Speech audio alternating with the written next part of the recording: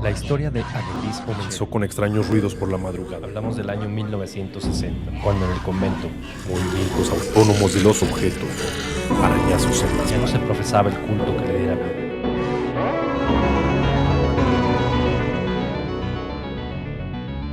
Hablemos de terror.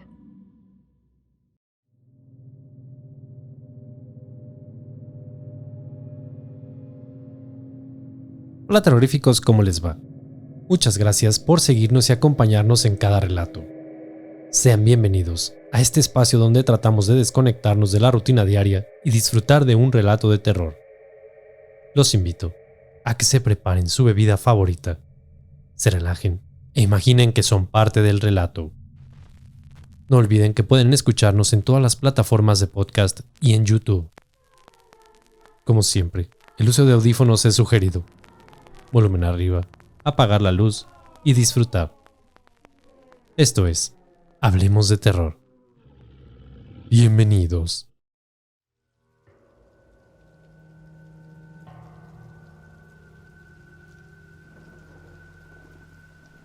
Si existe alguna persona en este mundo que sepa sobre posesiones demoníacas, es el padre Vincenzo Taraborelli, un sacerdote de la Iglesia Católica que se especializa en los exorcismos. El padre lleva más de 30 años de experiencia realizando exorcismos, este rito católico para expulsar a los seres malignos. Su trabajo comenzó durante sus años 50, cuando un compañero sacerdote necesitaba ayuda para realizar un exorcismo. El padre Vincenzo dice que en ese momento él no sabía lo que era el exorcismo, ya que no había estudiado nada al respecto, por lo que su compañero le tuvo que decir todo lo que había que hacer. A partir de ese momento, el padre se ha vuelto uno de los exorcistas más ocupados de toda Roma. Hoy en día trabaja 3 días a la semana, desde una habitación sin ventanas en la parte de atrás de su iglesia cerca del Vaticano. Pero en los días más ocupados, puede llegar a atender hasta 30 personas diarias. Uno de sus casos más notables es el de una mujer que atendió por 13 años consecutivos. Estaba poseída debido a que otro hombre que no era su marido la deseaba, y ese hombre era un satanista.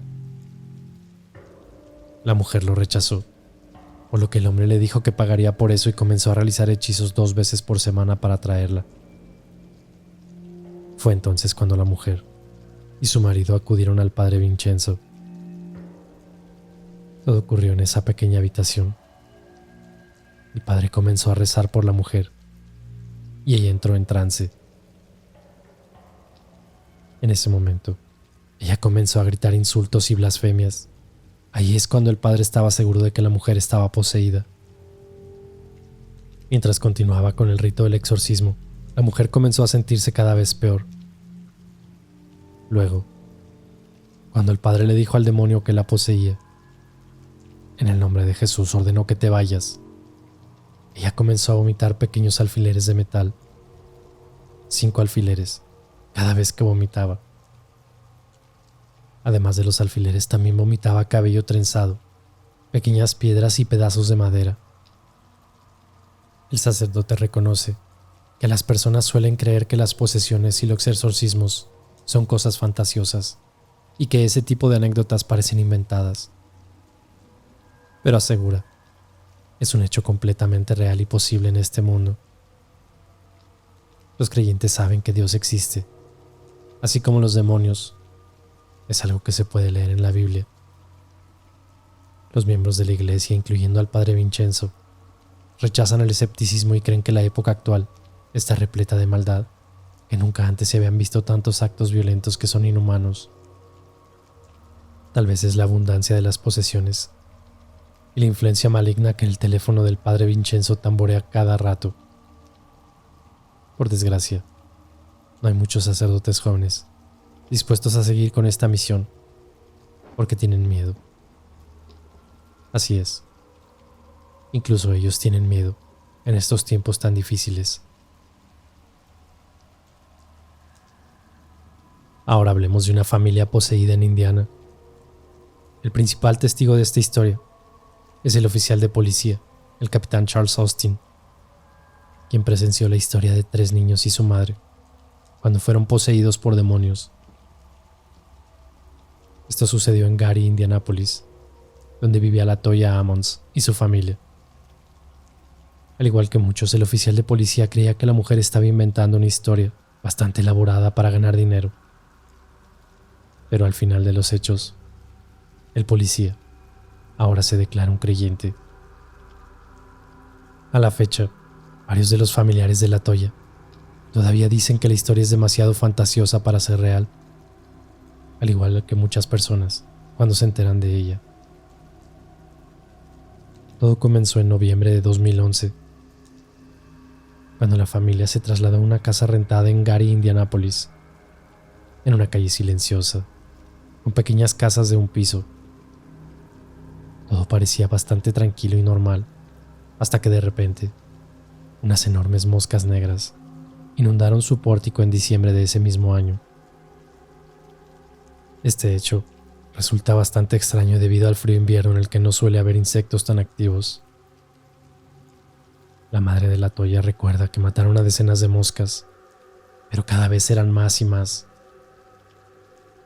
En varias ocasiones, madre e hija decían haber escuchado después de medianoche golpes secos o pasos en las escaleras del sótano. Luego de esos sonidos, se escuchaba el crujir de una puerta que se abría hacia la cocina. Sin embargo, a pesar de todas las veces que revisaron y cerraron la puerta, nunca veían a nadie y los ruidos continuaban. Una noche, al despertar, vio la silueta de un hombre que se paseaba por la sala. Ella se levantó de la cama para investigar y descubrió que había huellas mojadas de botas. En marzo del año siguiente, la situación empeoró. Cerca de las 2 de la mañana, toda la familia se encontraba despierta, velando la muerte de un ser amado con un grupo de amigos. Por lo general, a esa hora se encontraban dormidos. En ese momento, LaToya, que se encontraba en el cuarto de su madre, asustó a todo el mundo al gritar, llamando a su madre. Rosa corrió hacia la habitación en la que se quedaban ella, una amiga y su nieta de 12 años de edad. La madre y la abuela presenciaron el momento en que la pequeña levitaba, en estado inconsciente, sobre su cama. A pesar del terror, varias de las personas presentes en la casa rodearon a la niña y rezaron. Nadie sabía muy bien qué estaba pasando en ese momento, y poco a poco la niña fue descendiendo hasta quedar en su cama. Cuando despertó, no recordaba nada de lo que había pasado. Por supuesto, las personas que estaban de visita en ese momento nunca más regresaron, y a partir de ese suceso decidieron buscar ayuda. Preguntaron en iglesias locales, buscando a una persona que supiera lidiar con ese hecho sobrenatural. Sin embargo, la mayoría de las iglesias se rehusaron a escucharlas. Finalmente, los oficiales de una iglesia le dijeron que esa casa tenía espíritus. La recomendación fue limpiar la casa con cloro y amoníaco, luego utilizar aceite para dibujar cruces en cada puerta y ventanas. Según las instrucciones de la iglesia, LaToya también puso aceite de oliva en las manos y en los pies de sus hijos y dibujó una cruz con aceite en sus frentes. Las mujeres también hablaron con 2 clarividentes, que les dijeron que la casa estaba poseída por más de 200 demonios. La familia, siendo de religión cristiana, les creyó. A pesar de que la recomendación de aquellos clarividentes era de que se mudaran, la familia no podía hacerlo debido a problemas económicos. Así que, siguiendo instrucciones, LaToya erigió un altar en el sótano,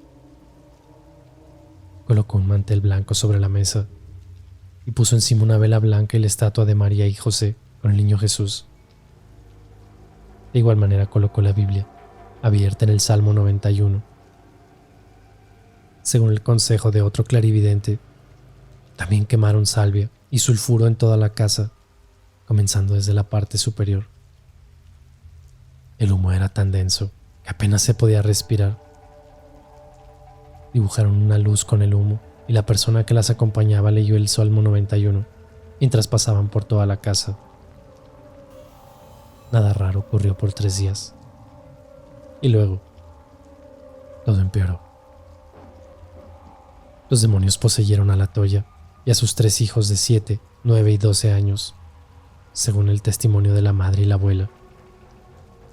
Cada vez que ocurría, los ojos de los niños se hinchaban, ponían sonrisas malévolas y las voces se hacían más profundas.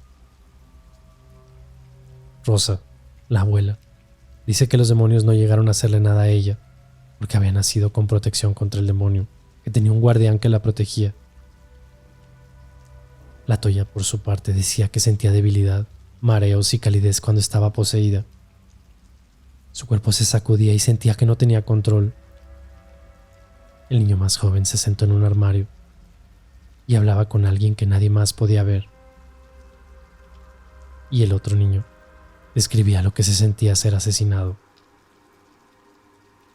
Rosa contó que el niño más pequeño una vez salió volando del baño, como si algo o alguien lo hubiera aventado, y en otra ocasión la cabecera de una cama golpeó la frente de la niña, provocando una herida que requirió suturas. Después de los eventos, la niña de 12 años les contó a los médicos que ella a veces sentía como que alguien o algo la ahorcaba y la sostenía para que no pudiera hablar ni moverse. Dijo haber escuchado una voz que le decía que nunca más vería a su familia y que no viviría más. Algunas noches eran tan horribles que tenían que salir de la casa y dormir en un hotel. En medio de la desesperación, la familia por fin acudió a su médico familiar y después de hablarle y contado todos los sucesos, él visitó la casa y dijo haber sentido miedo cuando entró. En sus notas médicas, escribió que la mujer sufría de alucinaciones. Lo que sucedió después, que fue registrado en el reporte del encargado de servicios infantiles cuando visitó a la familia. Rosa dice que los hijos de la Toya maldijeron al médico con voces demoníacas, enfurecidos y gritando. El personal médico del hospital dice haber visto al niño más joven elevarse y ser aventado hacia la pared sin que nadie lo hubiera tocado. Y eso se registró en el reporte literalmente. Luego de eso, los niños se desmayaron abruptamente y no reaccionaban. Las mujeres sostuvieron a los niños en sus brazos, mientras alguien de la oficina del médico llamaba a emergencias, así que llegaron varios policías y ambulancias. Nadie sabía qué sucedía exactamente. En las ambulancias se llevaron a los niños al hospital metodista. Todos se rieron de la Toya cuando ella quiso poner aceite de oliva en la frente de sus hijos. Ya que no le permitían hablar con sus hijos, comenzó a rezar. Los niños despertaron luego en el hospital. El de 9 años actuaba de forma racional, pero el más pequeño gritaba y peleaba. Fue ahí cuando llamaron a servicios infantiles para investigar a la Toya de abuso infantil y deficiencia. Según el reporte, la persona que llamó dijo que sospechaba que la Toya tenía una enfermedad mental, que los niños estaban montando un acto para la madre y que ella los estaba alentando. Fue así entonces que el caso se asignó a Valerie Washington, de Servicios Infantiles, quien llevó a cabo la investigación inicial. En su reporte no se encontraron marcas de moretones ni de golpes en los niños, quienes se encontraban saludables. Y asimismo, después de una evaluación psiquiátrica, se determinó que la Toya no padecía de trastornos ni de enfermedades mentales. Valerie entonces entrevistó a la familia en el hospital. Mientras hablaba con la Toya, el niño de 7 años comenzó a gruñir y a mostrar sus dientes. Sus ojos se pusieron en blanco y luego puso sus manos alrededor de la garganta de su hermano mayor y no lo soltó hasta que los adultos pudieron abrir sus manos. Esa misma tarde, Valerie y una enfermera llevaron a los 2 niños a otra habitación para entrevistarlos junto a su abuela Rosa. El niño de 7 años se quedó viendo a los ojos de su hermano y comenzó a gruñir una vez más. «Es momento de morir», decía el niño con una voz profunda y poco natural. «Te voy a matar». Mientras el niño pequeño hablaba, El otro hermano comenzó a golpear su cabeza contra el estómago de la abuela. Ella agarró las manos de su nieto y comenzó a rezar. Lo que sucedió después, de acuerdo con el reporte oficial y corroborado por todos los presentes, fue que el niño de 9 años puso una sonrisa extraña y caminó hacia atrás en la pared hasta el techo. Luego saltó sobre la abuela y aterrizó sobre sus pies. Todo eso sin soltar las manos de su abuela. Cuando la policía le preguntó a Valerie si el niño había corrido sobre la pared como realizando un truco acrobático, ella le contestó que aquel niño había flotado hacia atrás, sobre el piso, pared y techo. Le dijo a la policía que tenía mucho miedo cuando sucedió y salió corriendo de la habitación junto con la enfermera. La enfermera comentó que nadie sabía lo que había ocurrido exactamente, que parecía una locura.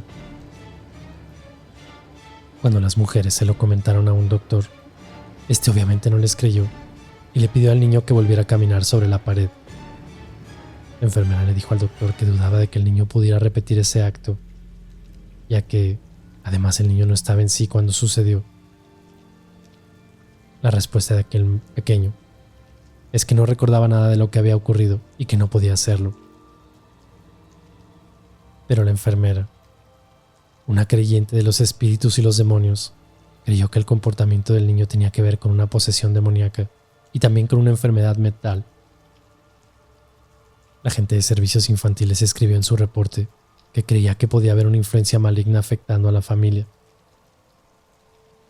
La madre pasó la noche en el hospital con su hijo de 7 años, mientras que la abuela y los otros 2 niños fueron a casa de unos familiares. Al día siguiente, era el cumpleaños del niño más pequeño, así que lo celebraron en el hospital, la madre y los 2 niños. Luego de eso, Valerie les dijo que los niños no podrían volver a casa porque Servicios Infantiles iba a tomar su custodia. Todos los niños estaban experimentando de un malestar espiritual y emocional, o al menos fue lo que escribió la gente en su reporte.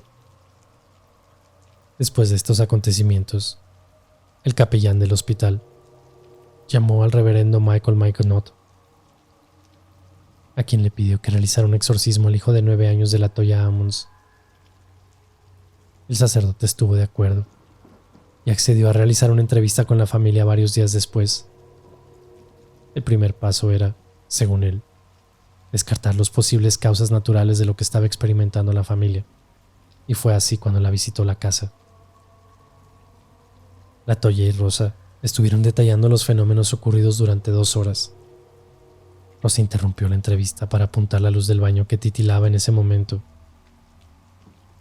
Aquel titileo se detenía cada vez que el sacerdote se acercaba para investigar, lo cual lo atribuyó a una presencia demoníaca.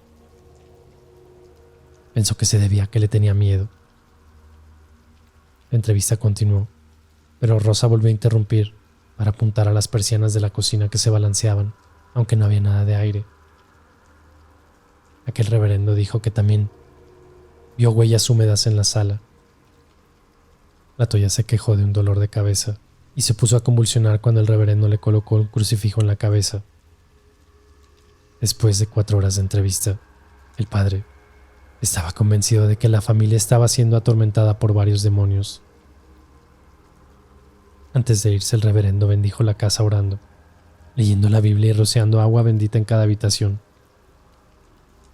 Alentó a las mujeres a dejar la casa y a vivir temporalmente con algunos familiares.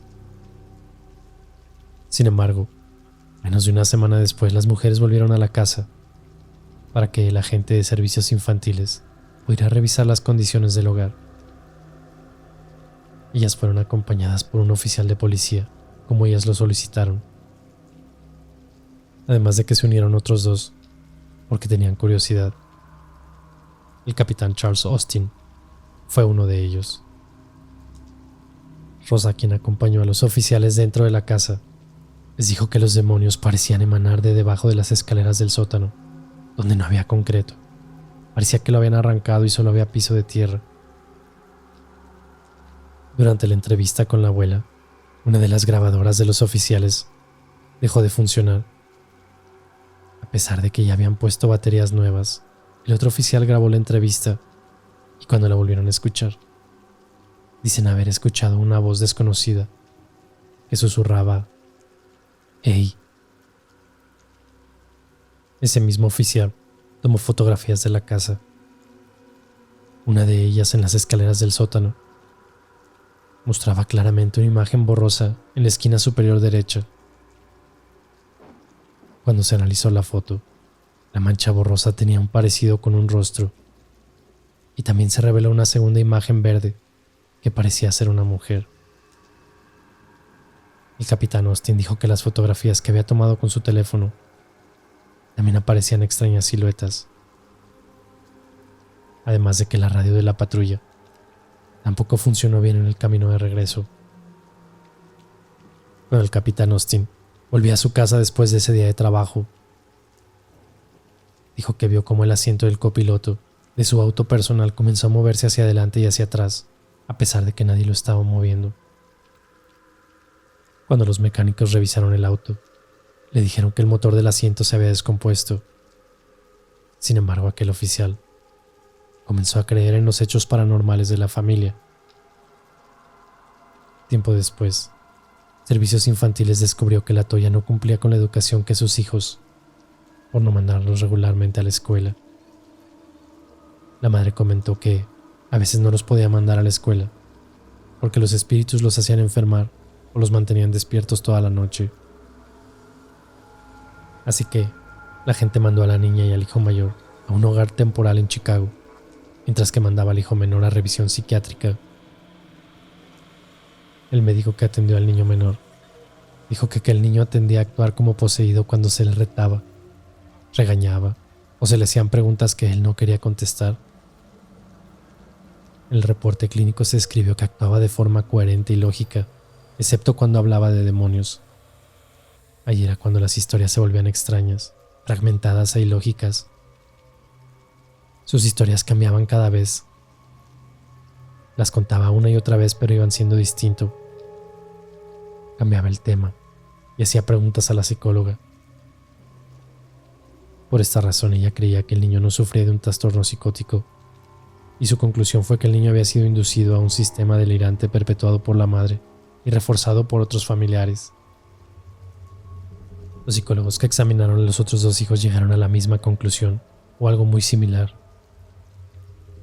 Pero la Toya, quien también fue examinada por varios psicólogos, dijeron que estaba a la defensiva, pero que no parecía experimentar síntomas de psicosis o trastornos del pensamiento.